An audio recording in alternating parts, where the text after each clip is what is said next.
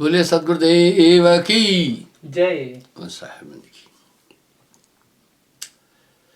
अगर आप मोटी दृष्टि से विचार करेंगे, जगत की पूरी व्यवस्था देखकर यूं लगता है कि सच में हम ऐसी ताकत, क्रूर ताकत के हाथ में बंधे हैं। तभी साहब वाणी में एक बात कह रहे हैं, सयाद के काबू में सब जीव बेचारे। अब साहब एक चेतावनी दे रहे हैं, चल हंसा सतलोक, छाड़ो ये संसारा। हम एक पॉइंट पर बड़े स्थिर है। हमारी स्थिरता का कारण है कि मुझे वो प्रत्यक्ष अनुभूति है।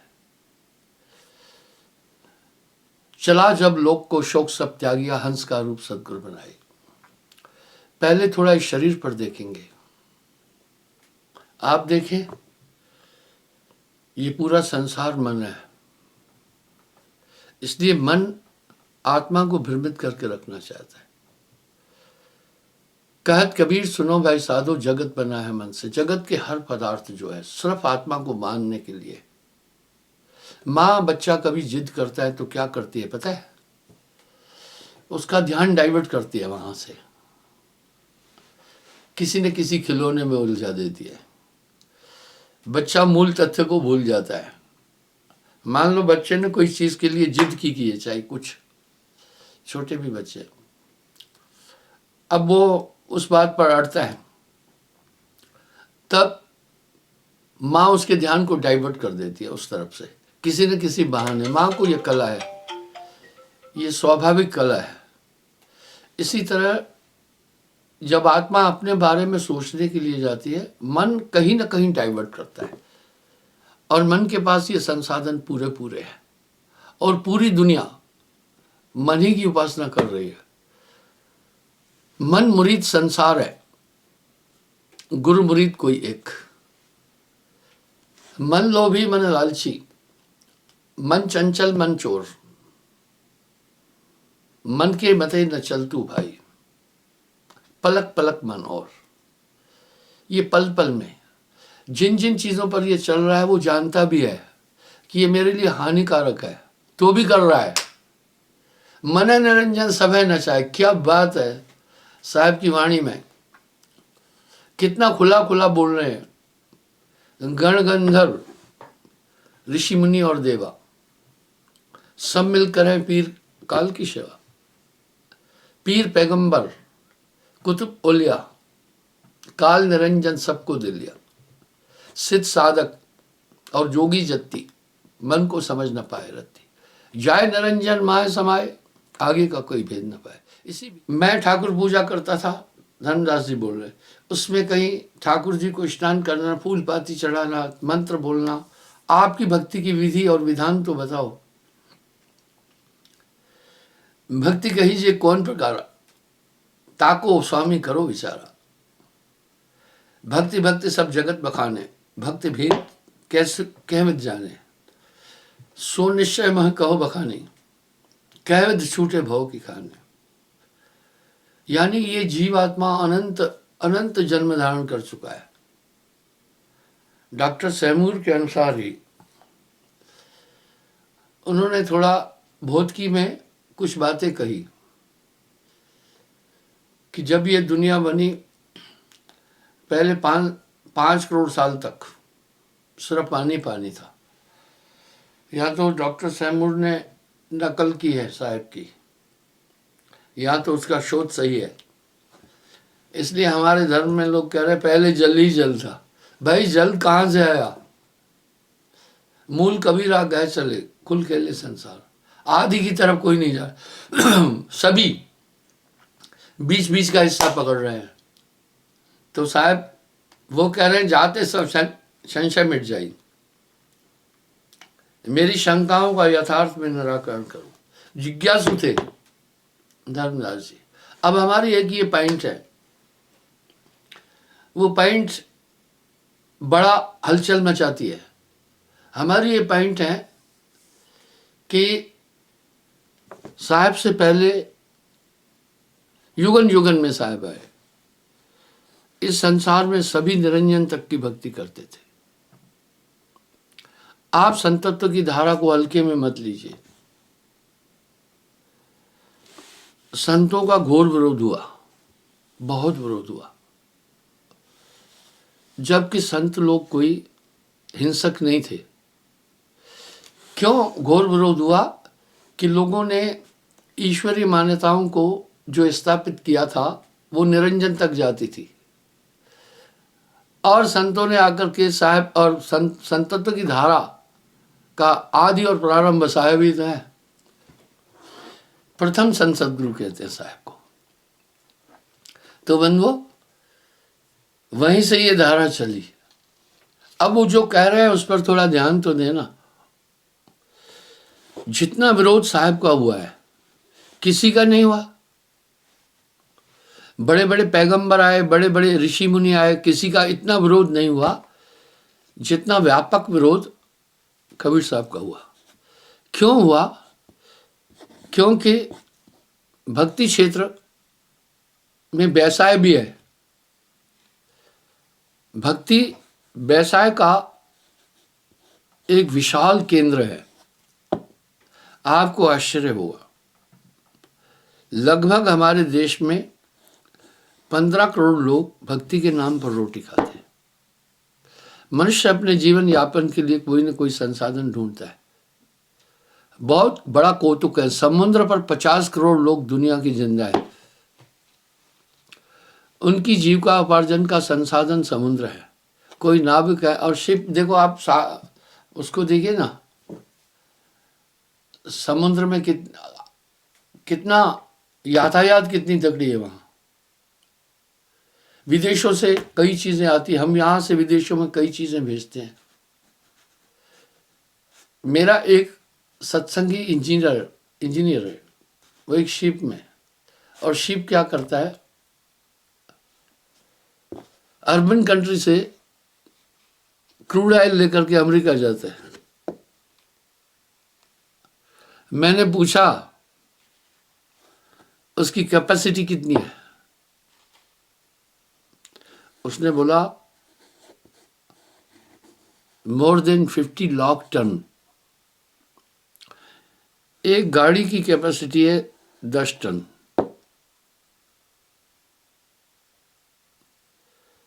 10 गाड़ी उठाती है 100 टन, और 100 गाड़ी उठाएगी 1000 टन, और 1000 गाड़ी उठाएगी 10,000 टन, और 10,000 गाड़ी उठाएगी 1 लाख टन।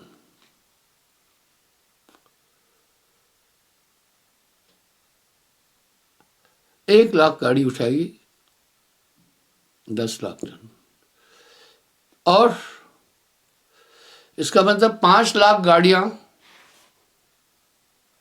अगर 5 लाख गाड़ियों का लाइन लगाए दिल्ली से यहां चलते चलते, तो 5 लाख गाड़ी पूरी रास्ता कवर कर दी। 5 लाख गाड़ियों का वजन एक शिप उठाता है। बहुत बड़ी उसमें बिजनेस है। इंसान अपने जीवन यापन के लिए संसाधन ढूंढता है।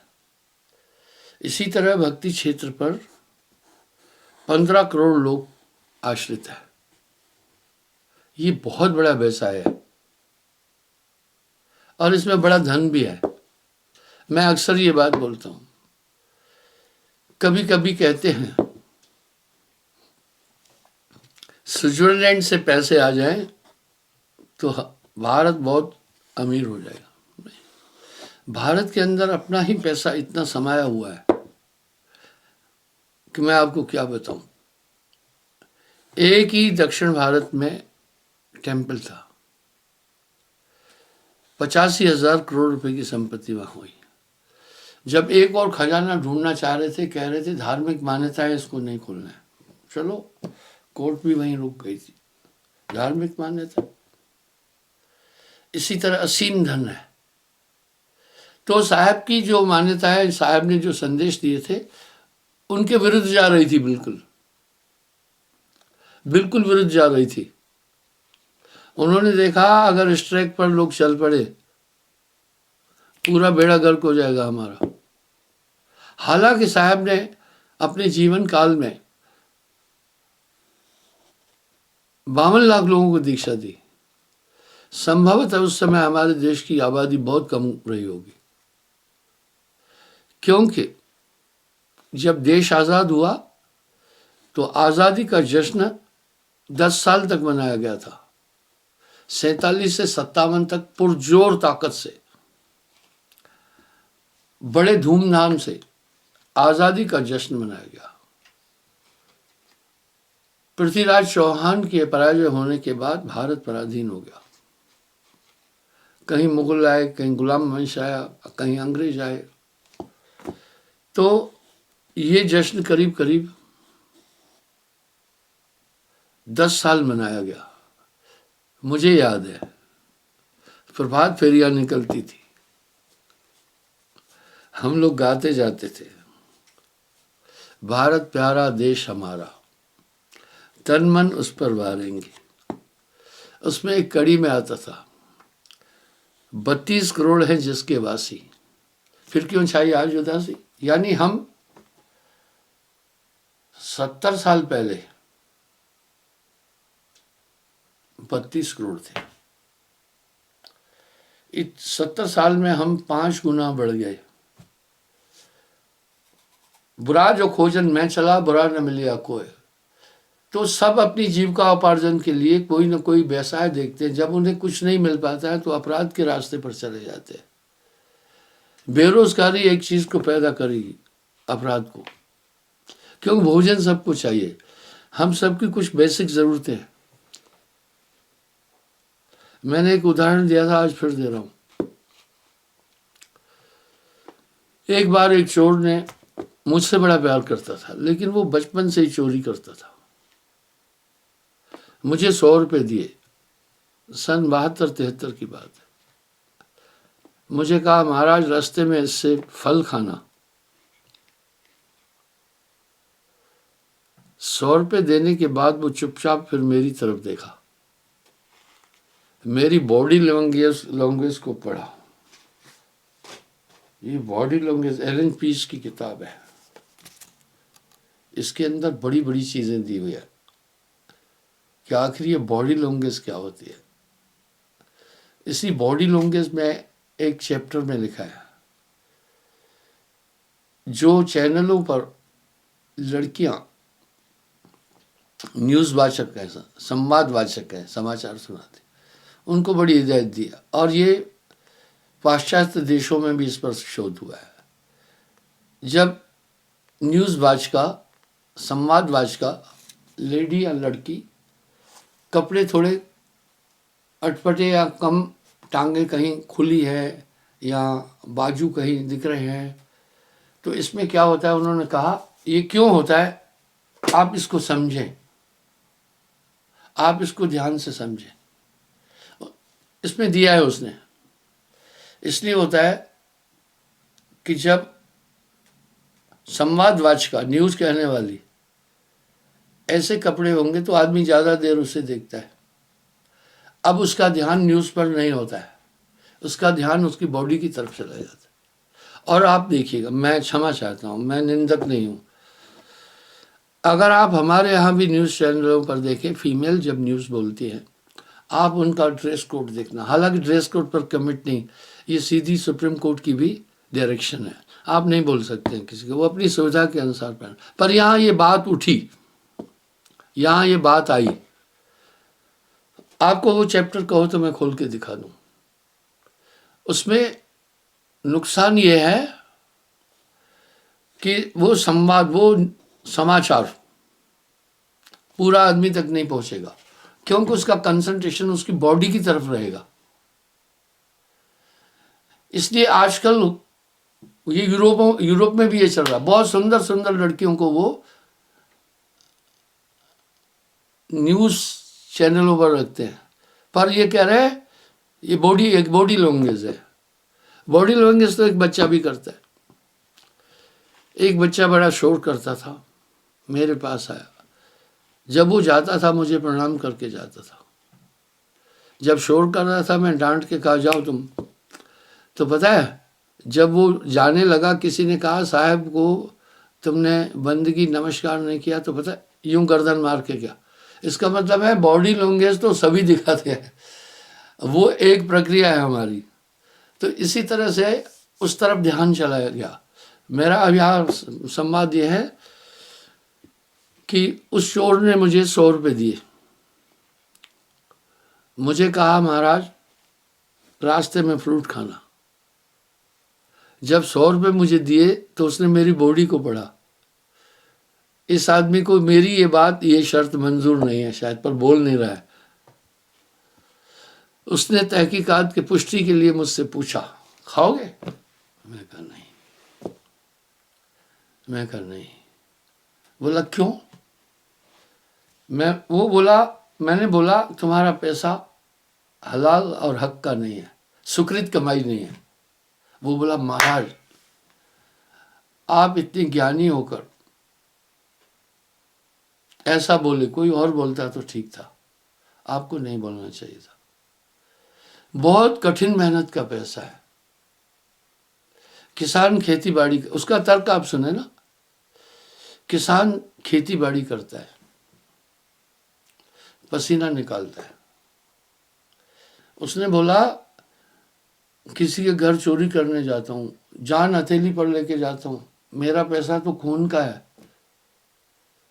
मेरा पैसा बहुत हक का है।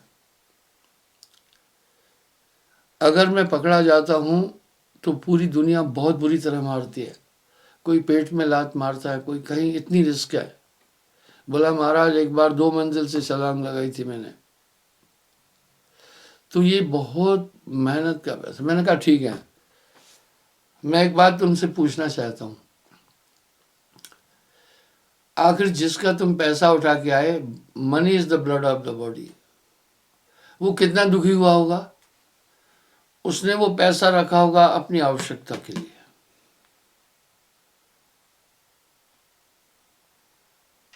उसने वो पैसा रखा होगा अपनी जरूरत के लिए।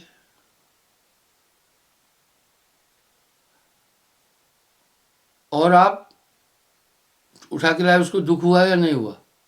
बोला वो तो हुआ। फिर ये पैसा तुम्हारा कैसा हुआ? खून से सना हुआ। उसने बोला मैं और कोई काम जानता ही नहीं, बचपन से ये किया। मेरे कहने का मतलब है जो चोरी कर रहा है, वेश्यावृत्ति कर रहा है, गंदे काम कर रहा है, उन सबका यही तर्क है और सबका एक ही अभिप्राय, जीवन याचन। बड़ा सुंदर गीत है, दीवाना आदमी को बनाती है रोटियां, खुद नाचती है सबको नचाती है रोटियां। बूढ़ा चलाए ठेल तो पंखों पे झूल के, बच्चा उठाए बोझ खिलौने को भूल के, देखा न जाए जो वो दिखाती है रोटियां, दीवाना आदमी को बनाती है रोटियां। बैठी है ये कोठे पर मल के जिगर का खून, बैठी है ये कोठे पर मल के जिगर का खून, कोठे पे बैठ के आंख लड़ाती है रोटियां। तुझको पते की बात सुनाओ मैं जाने मन, रोटी को तो इंसान तो क्या खाते हैं बेखबर। हाँ, यानी रोटी एक ऐसी आवश्यकता है, आदमी तो छोड़ो, बेखबर यानी पागल भी खा रहे हैं भैया। तो यहाँ बहुत बड़ा मुद्दा है ये। इसलिए वो अपने परिवार का पोषण नहीं कर पाते, अपनी आवश्यकताओं की पूर्ति नहीं कर पाते। हमारी आत्मा का चोरी से, चंडाली से, पाप से कोई संबंध नहीं था। इसको ऐसा चोला पहनाया गया है जिसके कारण से आत्मदेव इन्वॉल्व हो गया, सभी काम कर रहा है, चोरी कर रहा है, छल कर रहा है। जरूर इन सब कामों में हमारी आत्मा की सहभागिता है, ये पूरा मन का कहना है। जेल की संरचना ऐसी है कि कैदी नहीं निकल सके। अगर निकल जाए तो जेल कैसा है फिर? वो तो इंडिया गेट हो गया। इसी तरह पाप अपने ये दोनों बेड़ी, एक लोहा एक कंचन केड़ी।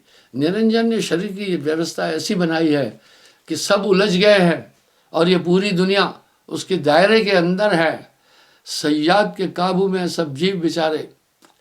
अब धर्मदास जी भी पूछ रहे हैं, वाह, रफी ने गीत गाया, गीत बड़ा मार्मिक है। जी करदा है इस दुनिया नू हंस के ठोकर मार देवा। बहुत लंबा गीत है, 6 मिनट का गीत है। उसमें कुछ कड़ियाँ हैं,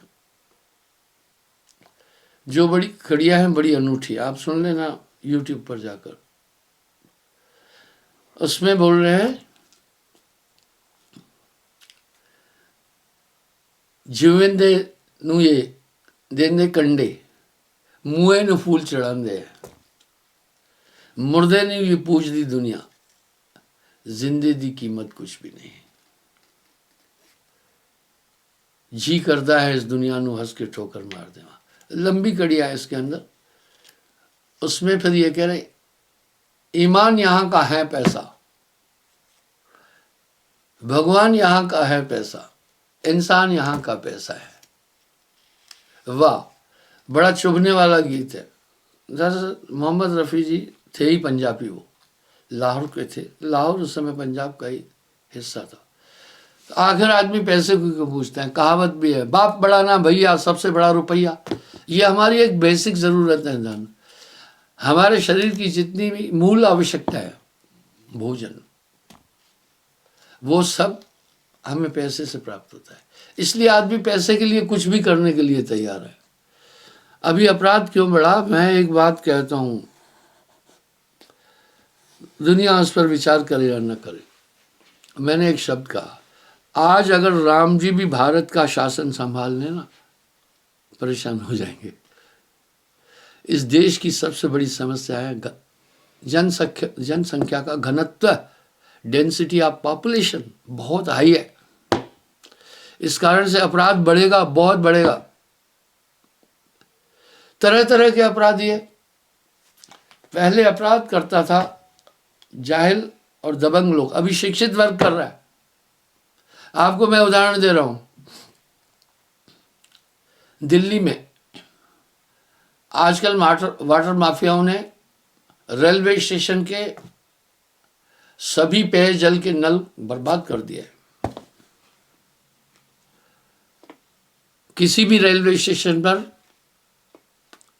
आपको पीने वाला पानी नहीं मिलेगा। अगर कहीं एक आध है भी तो इतनी गंदगी होगी कि आप वहाँ पानी पीने नहीं जाएंगे। वाटर माफिया ने पूरी उसकी व्यवस्था खत्म की। आश्चर्य है मुझे, हमारे देश में दूध से महंगा पानी है। कभी कभी मैं भी पानी लेता हूँ, 70 रुपए की बोतल आती है एक, 70 रुपए, पौन लीटर होता है। और 70 रुपए का तो दूध भी नहीं है लीटर, ठीक है ना। तो मैं पानी पीने के लिए, थोड़ा पिछले टाइम की बात है, दिल्ली उतरा तो वहाँ रश थी। उस समय ये पानी की बोतलें नहीं बिक रही थी, नहीं था ट्रेंड। मैं पानी पीने लगा। आमतौर पर जब भी आदमी चुल्लू में पानी पीता है तो बाएं हाथ से ही पीता है, दाहिना नहीं लगाता है। और दाहिने हाथ से चरू से, लोटे से वो पानी छोड़ता है। बड़ी मुश्किल से लाइन में मेरा नंबर आया, भीड़ थी। जैसे मैं पानी पीने लगा, मुझे लगा मेरी जेब में कोई हाथ डाल दिया है। मेरी पकड़ बड़ी जबरदस्त, घमंड से नहीं बोल रहा हूं। मैंने उस हाथ को ऐसे पंजे से पकड़ लिया। मैंने कहा बड़ी मुश्किल से मैं पानी की लाइन में आया हूं, पानी तो मुझे पीना है, प्यास लगी थी। वो बड़ी ताकत लगाया हाथ निकालने के लिए। मैं पर राइट हैंड से मैंने हाथ पकड़ा था। पानी पीने के बाद मैंने शोर नहीं किया। क्यों नहीं शोर किया? एक बार गोंडा में भी बस चढ़ते हुए एक आदमी ने मेरी जेब में हाथ डाला। मेरे साथ सामान था।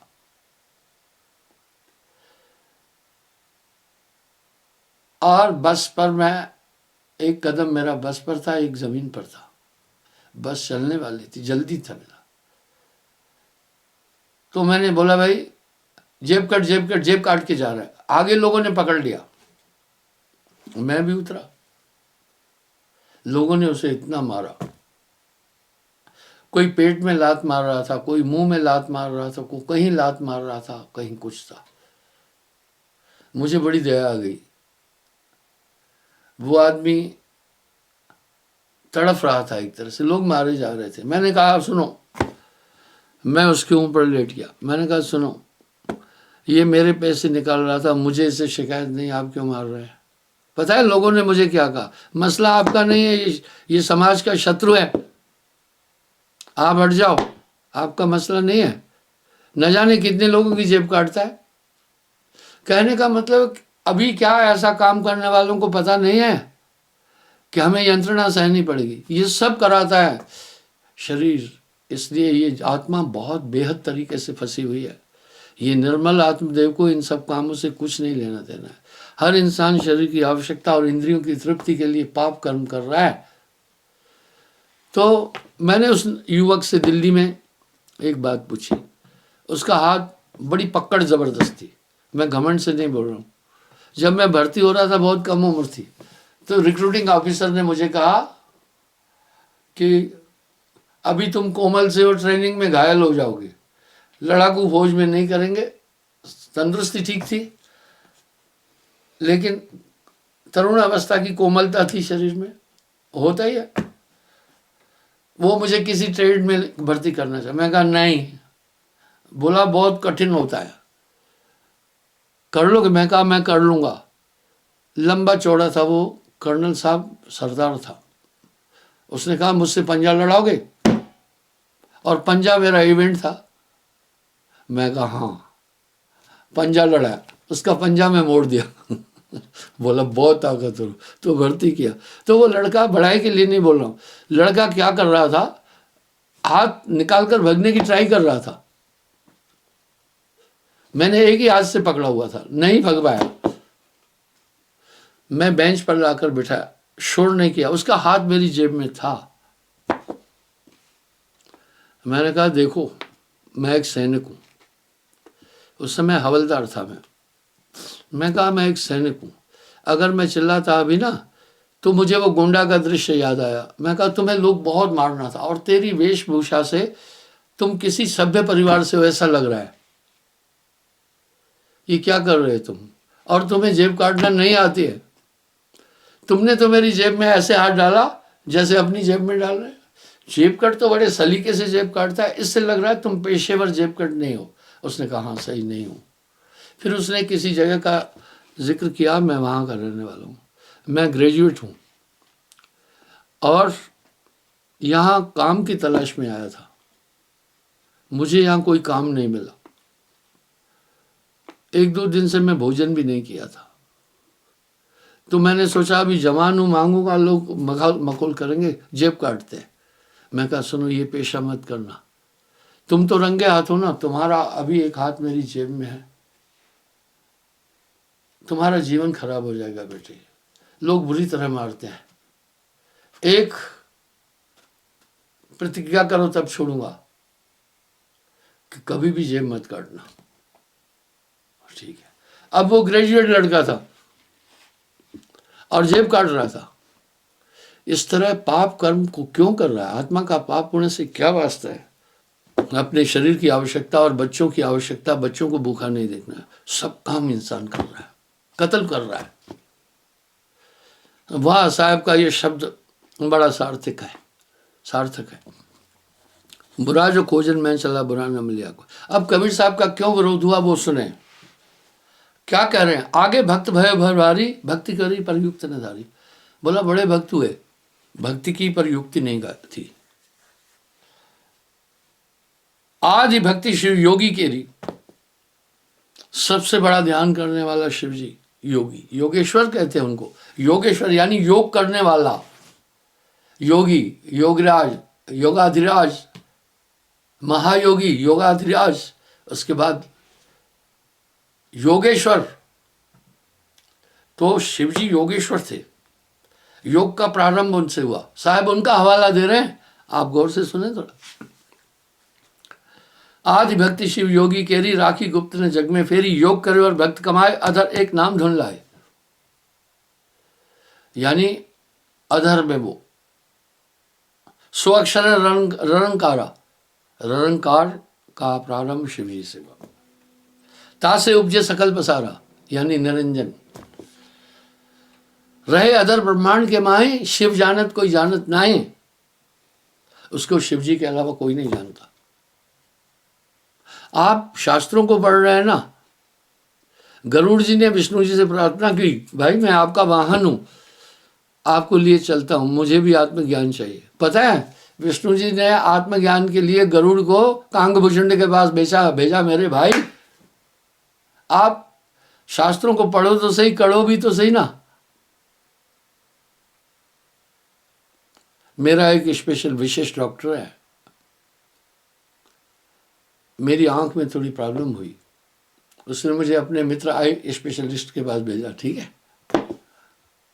हालांकि हर डॉक्टर जो MBS या MD करता है उनको पूरे बॉडी के पार्ट्स का पता है, लेकिन जो स्पेशलिस्ट है अकेली आंख पर उन्होंने डिग्री ली है, हार्ट स्पेशलिस्ट है, अकेले हार्ट पर उन्होंने स्टडी की बारीकी से। वो सरसरी हर डॉक्टर पूरे शरीर के रोगों को जानता है, पर वो डीप में जाता है। इसलिए योग का पर्याय है ये, योग का आदि शिवजी है। अब यहाँ साहब क्या कह रहे हैं पता है? आप कहेंगे जी आप निंदा कर रहे हैं, कैसी निंदा भाई? रहे अधर ब्रह्मांड के माई, शिव जानत कोई जानत नहीं। था से मेरी भक्ति न्यारी, चौंकाने वाली बातें हैं।